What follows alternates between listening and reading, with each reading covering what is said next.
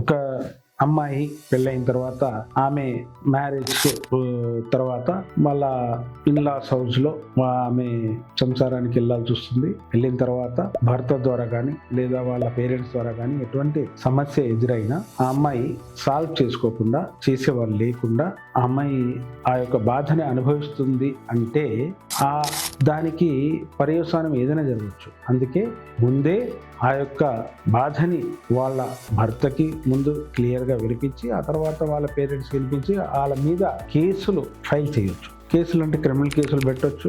లేదు అతను నిజంగా డౌరీ గురించే మిమ్మల్ని బాధిస్తున్నాడు అన్నప్పుడు దానికి కొన్ని ఎవిడెన్సెస్ కలెక్ట్ చేసుకోవాలి.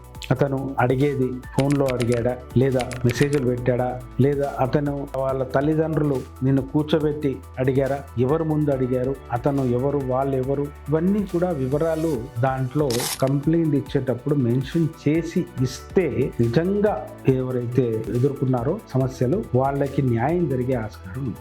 అంతే తప్ప ఏదో భర్త నా మాట వినట్లేదు కాబట్టి నేను కేసులు వేస్తాను అని భయపెట్టడానికి వేసిన కేసులు నిలబడవు. మీకు భర్త కోర్టులకు తిరగవచ్చు అంతే తప్ప యాక్చువల్ కేసెస్ దీని గురించి అయినా నీ ఫ్యామిలీ సెటప్ చేసుకోవడానికి, నీ ఫ్యామిలీని, నీ లైఫ్ని, మ్యాట్రిమోనియల్ లైఫ్ని కరెక్ట్గా నడుపుకోవడానికి అయినా. కానీ దాన్ని మిస్యూజ్ చేసినందుకు మీకే లాస్. మీ లైఫ్లో ఒక పర్టికులర్ టైం, పర్టికులర్ ఇయర్స్ ఏవైతే మనం ఎంజాయ్ చేయాలనుకొని ఉన్న టైం కూడా లాస్ అయ్యి మీ లైఫ్లో చాలా కోల్పోయిన వాళ్ళు అవుతారు. అదే కాకుండా ఎప్పుడైతే కేసు పెట్టాలనుకున్నారో నిజంగా అనుభవించిన వాళ్ళు ఆ యొక్క అలిగేషన్స్ని పర్టికులర్గా ఎవరు, ఏమిటి, ఏమన్నారు, ఏం చేశారు అనే ఎవిడెన్సెస్తో మీరు ఆ కేసు ఫైల్ చేశారనుకోండి, ఈవెన్ పోలీస్ వాళ్ళు కూడా మీకు సపోర్ట్ చేస్తారు, కోర్టులు కూడా సపోర్ట్ చేస్తాయి. అదేవిధంగా ఎవరైతే మిమ్మల్ని బాధించిన వాళ్ళకి కూడా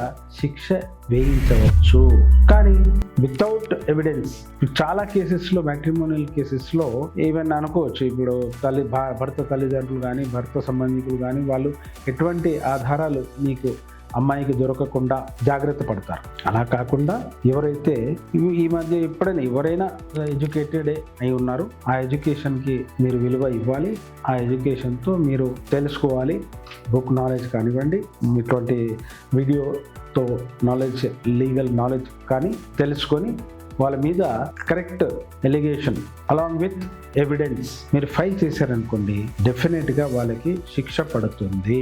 అదేవిధంగా మెయింటెనెన్స్ కేసు వేసినప్పుడు మెయింటెనెన్స్ మీరు ఎంత అడగొచ్చు, ఎంత అడగాలి అంటే మీ యొక్క లివింగ్ స్టైల్ని బట్టి. మీ అతనితో ఉన్నప్పుడు మీరు ఏసీ ఇంట్లో ఉన్నారా, మీ రూమ్లో ఏసీ ఉండినా, మీరు ఒక లగ్జరీ కార్లో తిరుగుతుండినా, అదేవిధంగా మీది రెంటెడ్ హౌస్ ఉండినా, ఓన్ హౌస్ ఉండినా, ఆ తర్వాత మీ దగ్గర మెయిడ్ ఉండేనా, మీకు మెడికల్ ఎక్స్పెన్సెస్ ఏమేమి ఉండే అప్పుడు, ఇప్పుడు ఎంత ఉంది, ఇటువంటి విషయాలు కూడా క్లియర్గా మెన్షన్ చేస్తూ మీరు మెయింటెనెన్స్ అడగవచ్చు. ఆ మెయింటెనెన్స్ డెఫినెట్గా ఇనీషియల్గా మీరు కొంచెం గ్రాంట్ అయినా మీరు నడుపుకోవడానికి, ఆ తర్వాత మాత్రం ఫైనల్గా మీకు ఒక ఫిగర్ అనేది గ్రాంట్ అవుతుంది. అందులో లీగల్ ఎక్స్పెన్సెస్ కూడా అడగవచ్చు. కంప్లైంట్ ఇచ్చినందుకు, కోర్టుకు వెళ్ళినందుకు లాయర్ ఖర్చు, కోర్టుకు వచ్చిపోయే ఖర్చు, మీరు ₹1 స్టాంప్ పెట్టిన ఆ ఖర్చు కూడా మీరు భర్తతో భరణం రూపంలో తీసుకునే ఆస్కారం ఉంది. అలా తీసుకుని మీరు ఆ కేసు నడిపి అతను ఒకవేళ నిజంగా